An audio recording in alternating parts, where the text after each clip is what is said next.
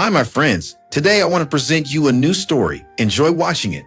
I'd been working 12-hour shifts at the construction site, hands blistered and back screaming, when I stopped by the corner gas station that Friday night. It was my ritual, a ritual of desperation, really. One lottery ticket, always one. A fragile hope pressed between my calloused fingers. "Rough day, George?" the cashier Tommy asked as I slid the wrinkled bill across the counter. "Same as always," I muttered, pocketing the slip of paper. "Maybe this one's different."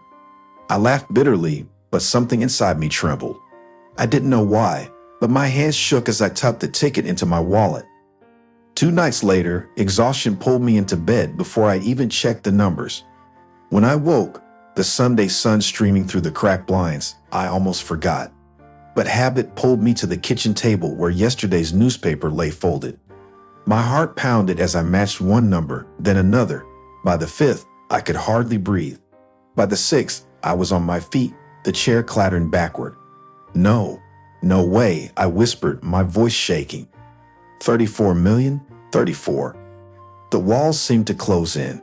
I stumbled to the sink, splashing cold water on my face, convinced I was dreaming. But the numbers didn't lie. I was no longer just George Murphy, the worn-down worker with barely $200 to his name. Overnight, I had become a multimillionaire. I thought of calling my dad, of rushing to tell my sister. But memory hit like a slap, their voices sharp and greedy, whenever money came up. The time I loaned my sister cash to pay off huge credit card debts and never saw it again. My stepmother's cold smile when she hinted I should share more since I was single with no kids.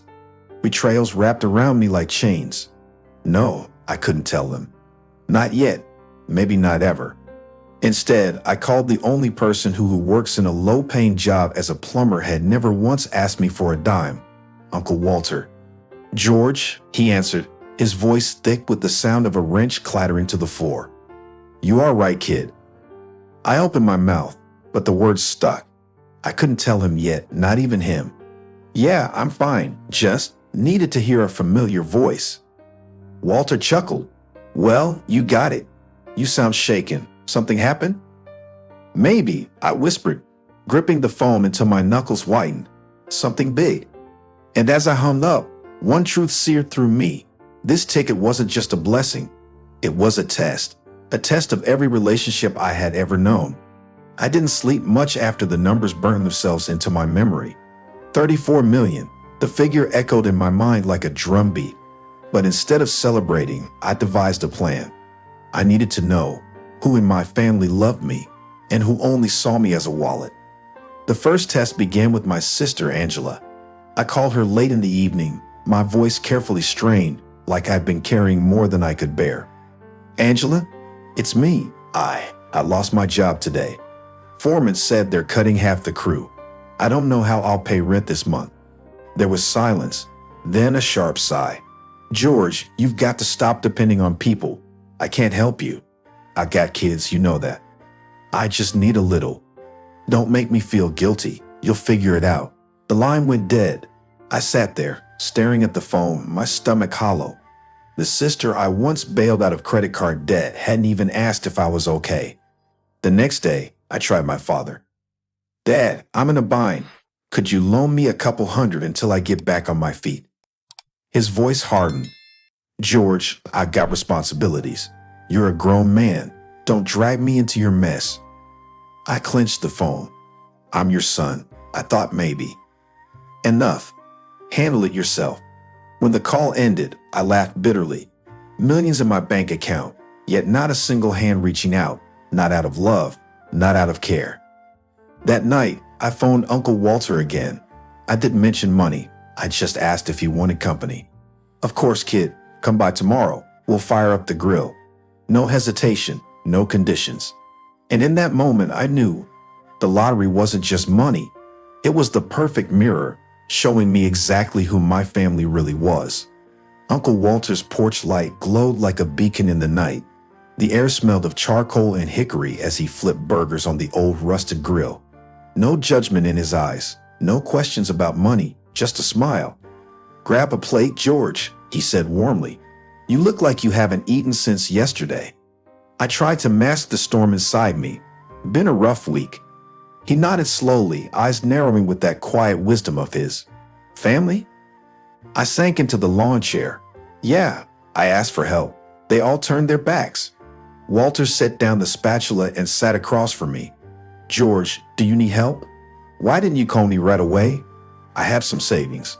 Only $2,000, but I hope it's enough to solve your problems. Thank you, Uncle. This means a lot to me. If I can't get the money anywhere else, I will definitely take you up on your offer.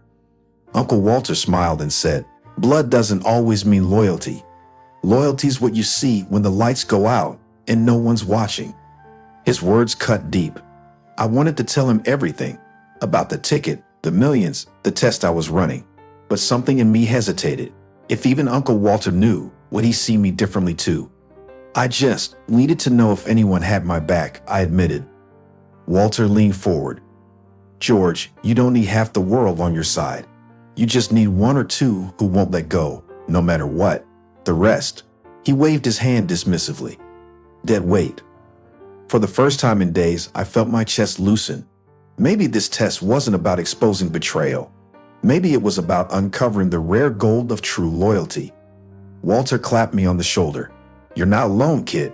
Not while I'm around.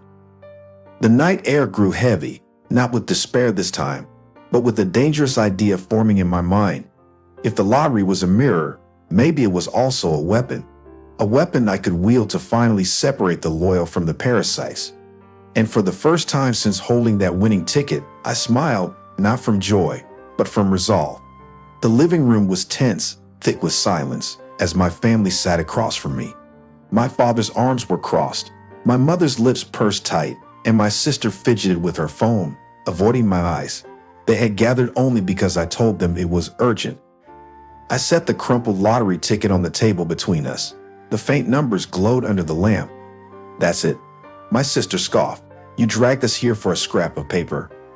My father leaned forward, his voice hard. What are you playing at, George?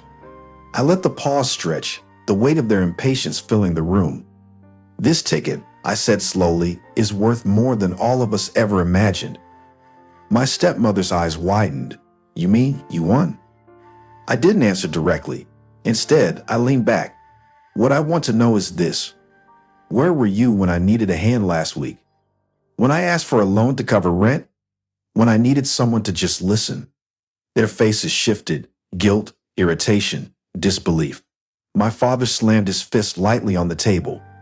Don't twist this around. You never take responsibility, and now you expect us to grovel because you got lucky.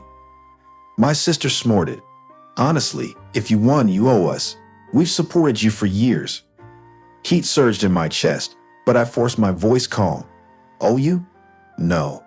This isn't about money. It's about loyalty. And tonight, you've shown me exactly where you stand. The silence that followed was colder than any winter night. I rose, pocketed the ticket, and met their stunned stares. This was the last test, I said, voice low but steady. And you failed. I walked out, leaving their shocked faces frozen in the lamplight. The next morning, sunlight streamed through the blinds as I stared at the lottery ticket on my desk. The numbers were real.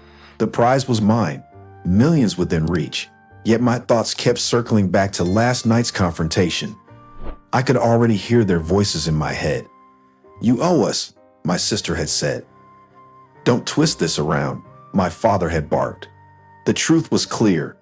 Money wouldn't heal what loyalty had already broken. I called Uncle Walter, the only one who had stood quietly by me through the storm. When he arrived, his sharp eyes softened as I handed him the ticket. Is this what I think it is? He asked, almost afraid to touch it. It's real, I said, but so is what you've shown me, support without strings. He placed the ticket back into my hand. I don't need your money. I just don't want you to lose yourself. Exactly, I replied. That's why I want you to walk this road with me. Later that day, I passed my family's house without stopping.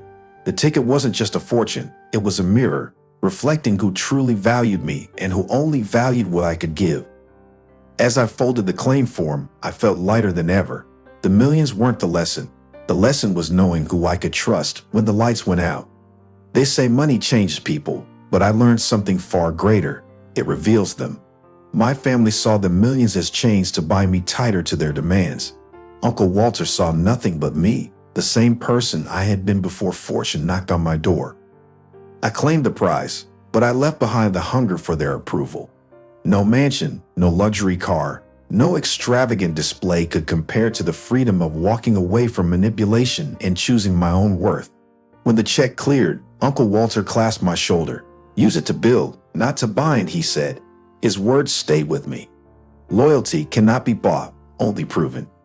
I gave Uncle Walter $1 million to help him in his difficult life and hard work as a plumber. The millions gave me a new beginning, but the real victory was finally owning myself. Friends, what do you think of this story? Write your opinion in the comments. Would you like more stories? Don't forget to subscribe and hit the bell button so you don't miss any videos. See you tomorrow.